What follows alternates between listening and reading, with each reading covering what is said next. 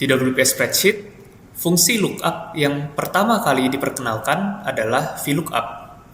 VLOOKUP sudah bertahun-tahun membantu pengguna WPS Spreadsheet untuk menghemat waktu dalam pencarian data dan meningkatkan efisiensi. Di video kali ini, kita akan melihat apa itu VLOOKUP, bagaimana cara menggunakannya, dan hal-hal apa saja yang perlu diperhatikan saat menggunakan VLOOKUP agar mendapatkan hasil yang maksimal. Mari langsung kita mulai videonya. Apa itu VLOOKUP? VLOOKUP adalah fungsi populer di spreadsheet yang digunakan untuk mencari nilai spesifik dalam sebuah tabel dan mengambil informasi dari kolom lain dalam satu baris yang sama. Manfaat VLOOKUP adalah untuk memudahkan pencarian data dan menghemat waktu saat data ada banyak mencapai ribuan baris. Di sini saya sudah memiliki data contoh untuk kita simulasikan bagaimana menggunakan fungsi VLOOKUP. Nah, untuk mengerti bagaimana menggunakan fungsi VLOOKUP, kita pertama-tama perlu tahu struktur dari fungsi VLOOKUP itu sendiri. Di sini saya sudah memiliki data terdiri dari 5 kolom, yaitu nama karyawan, ID, nomor telepon, divisi, dan jabatan. Di sini kita akan mencari jabatan dari nama karyawan di kolom I di sini. Nah, jadi kita bisa ketik sama dengan VLOOKUP. Nah, di sini kita bisa lihat struktur dari fungsi VLOOKUP. Dan agar kita bisa melihat lebih jelas, kita bisa klik tombol FX di sebelah sini. Nah, di sini pertama-tama kita harus masukkan dulu lookup value. Lookup value adalah nilai yang ingin kita cari dalam sebuah tabel. Nah, jadi saya akan masukkan di sini, saya ingin mencari nama karyawannya dulu. Jadi saya akan klik di sini, sel I5. Nah, setelah itu ada table array. Table array adalah jajaran cells yang memuat data yang ingin kita cari. Nah, dalam kasus ini, saya akan blok semua untuk tabel datanya. Nah, setelah itu ada kolom index number. Ini adalah nomor kolom yang datanya kita ingin ambil. Dan itu dimulai dari sebelah kiri. Jadi untuk nama karyawan kita bisa klik tik 1, lalu untuk ID 2, nomor telepon 3, divisi 4, dan jabatan 5. Di sini saya ingin mencari jabatan, jadi saya masukkan kolom nomor 5. Dan terakhir ada range lookup. Dan ini opsional ketika kita ingin nilai yang dicari adalah kira-kira saja. Tetapi jika kita ingin nilai yang dicari itu tepat, kita perlu masukkan false. Seperti ini. Nah, dan di sini sudah ada preview bahwa hasil yang ditemukan adalah Operations Manager. Saya akan klik OK. Dan di sini sudah dapat untuk jabatan dari karyawan Bambang Setiawan, yaitu Operations Manager. Dan kita bisa double check di sini, Bambang Setiawan, jabatan Operations Manager.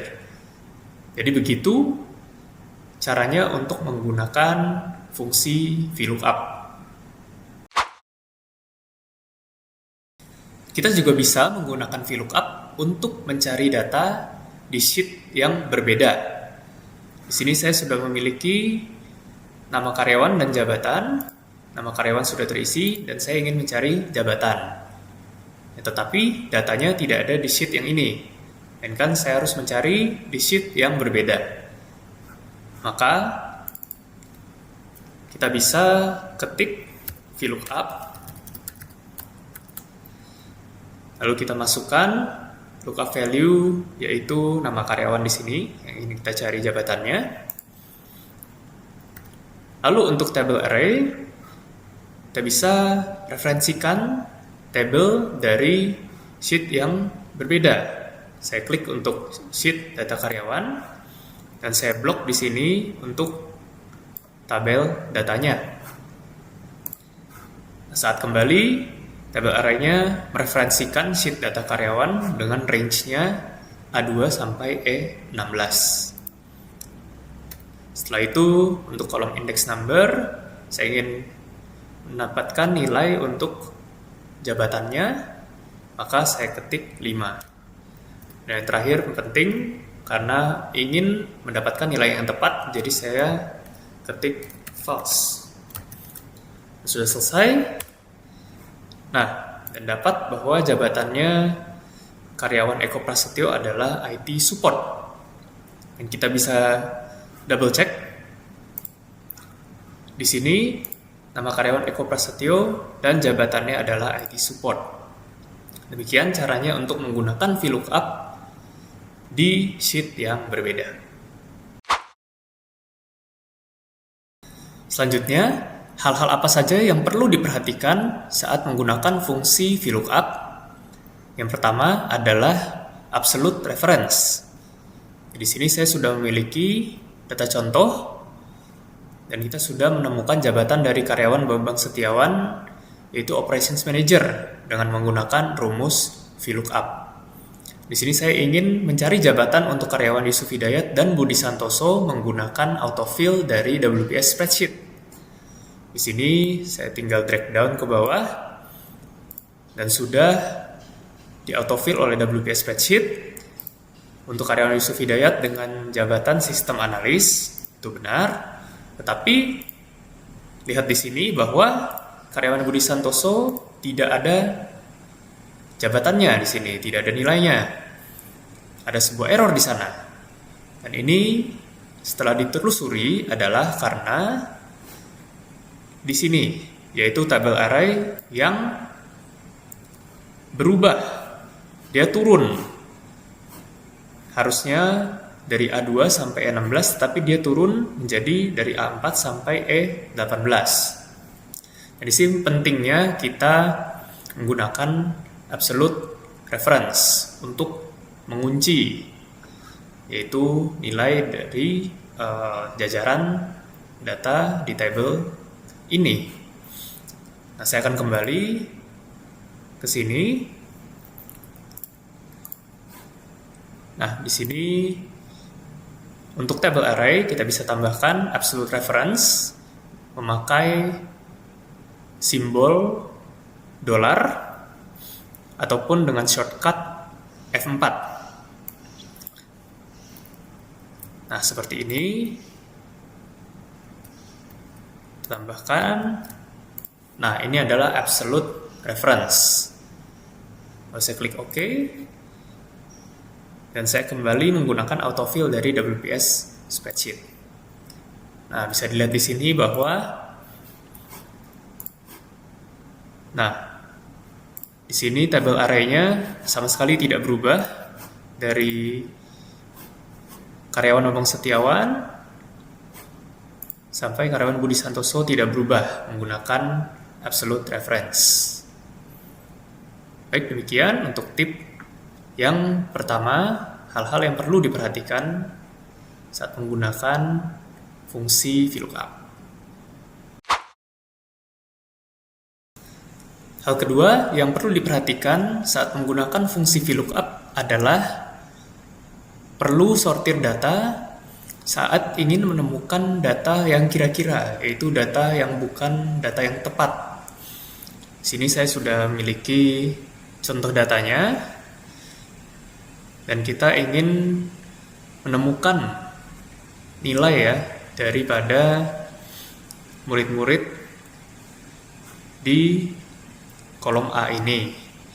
Dan di sini sudah ada kategori poin untuk memudahkan kita melihat, dan juga poin dan nilainya yaitu F sampai dengan A. Kita bisa menggunakan VLOOKUP. Saya ketik V sama dengan VLOOKUP. Yang di sini apa yang ingin dicari yaitu poinnya. Lalu untuk tabel array saya akan blok untuk poin dan juga nilai.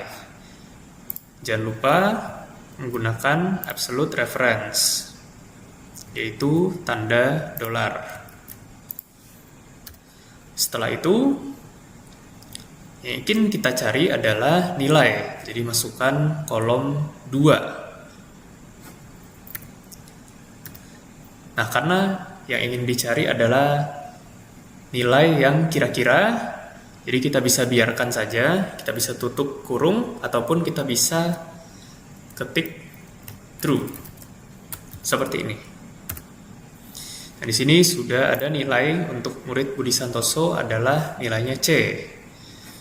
Dan itu tepat, poinnya 78, masih di kategori poin 70-79, yaitu C.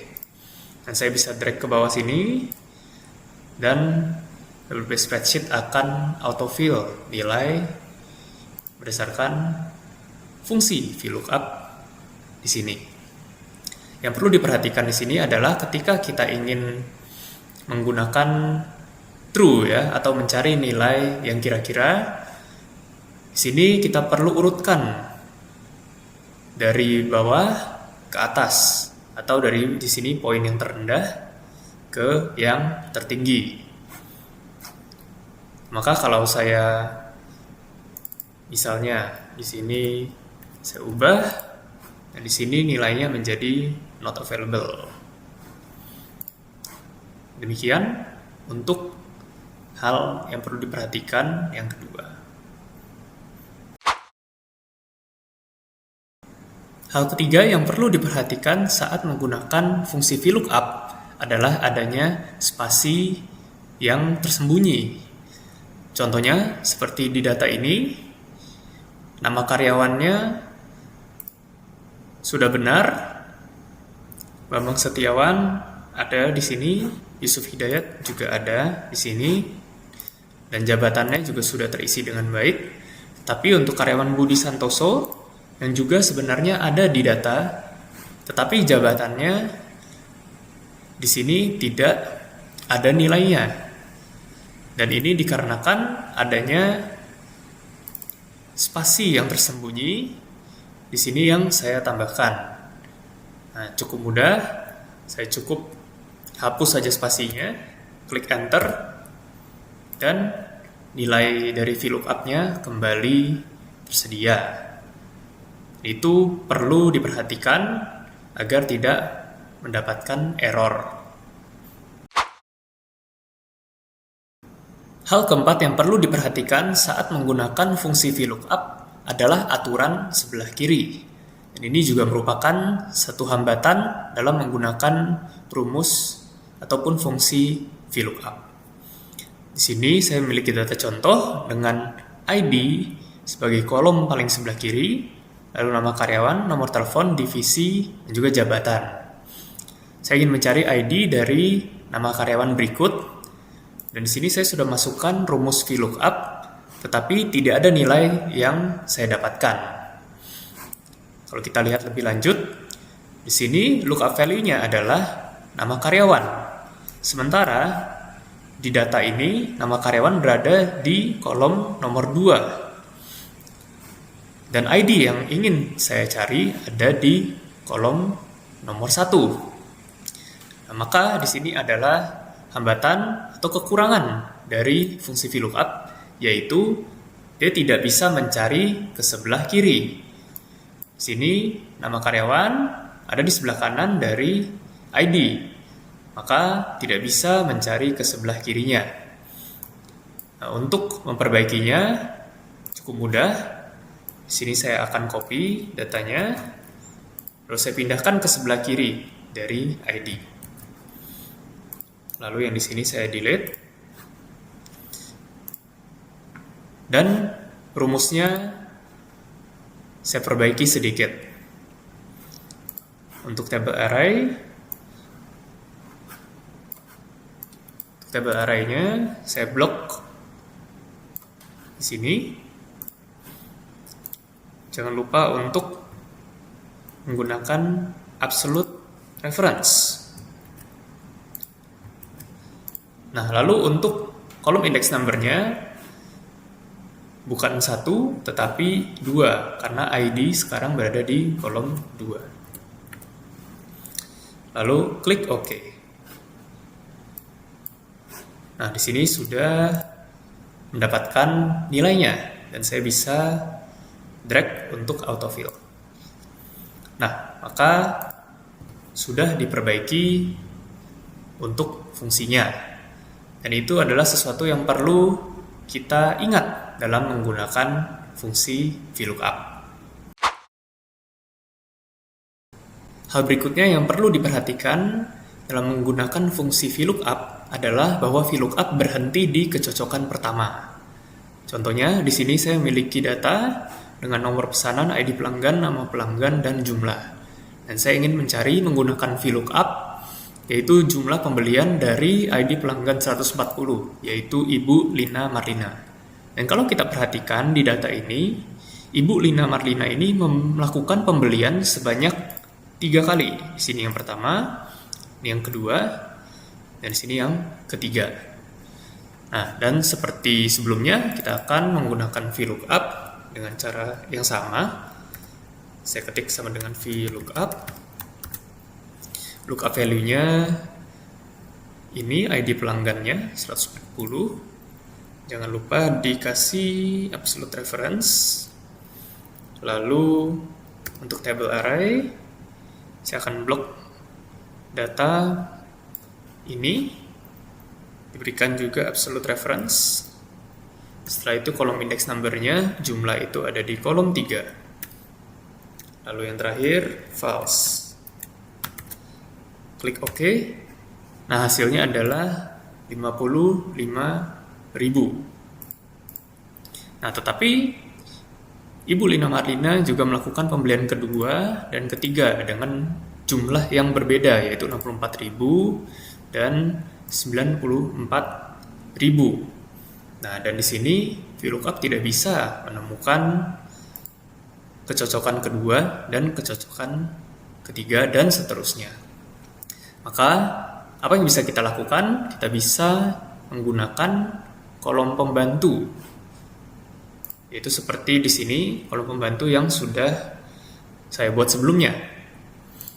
Nah, dan di kolom pembantu ini, yaitu adalah sama dengan ID pelanggan, diberikan strip, lalu menggunakan rumus COUNTIF. Kalau kita lihat di sini, rumusnya adalah, ini ada range-nya adalah ID pelanggan, dan yang pertama diberikan absolute reference agar dia tidak ikut turun. Kriterianya juga sama, yaitu ID pelanggannya. Dan di sini hasilnya adalah 1, karena ini adalah pembelian yang pertama dari ID pelanggan 140, yaitu Ibu Lina Marlina. Nah, klik OK. Dan di sini kita akan sedikit memodifikasi rumus VLOOKUP-nya. Nah, di sini lookup-nya betul ID pelanggannya, namun kita juga menambahkan yaitu strip dan pembelian keberapa. Di sini adalah sel I8. Nah, seperti ini. Jadi yang kita cari bukan lagi 140, tetapi 140 strip 1, yaitu yang di kolom pembantu di sebelah paling kiri. Lalu kita juga ubah table array-nya, kita ubah. Kita blok dari kolom pembantu sampai ke jumlah. Jangan lupa diberikan absolute reference.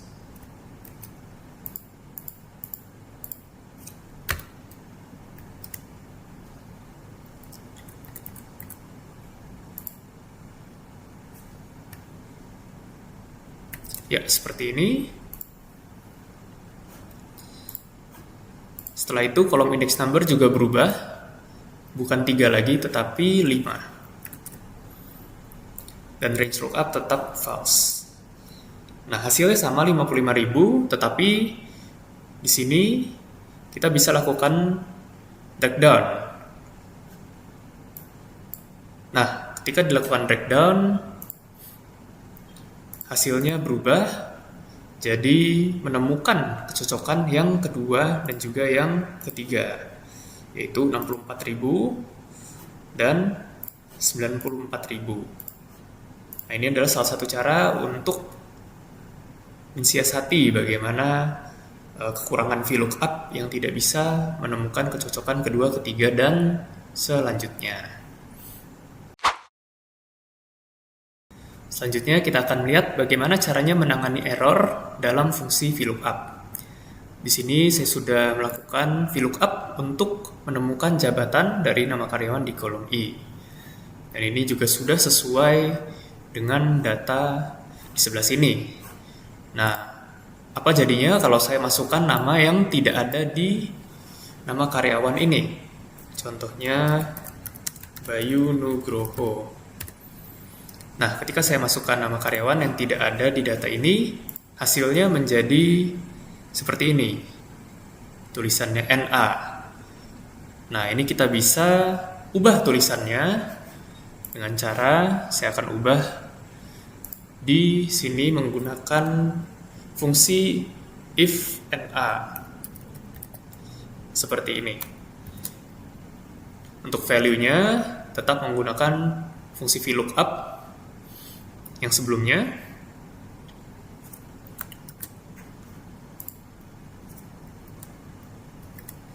Nah, lalu untuk value jika tidak ditemukan, ini saya akan ketik tidak ditemukan. Seperti ini. Klik enter. Lalu drag down.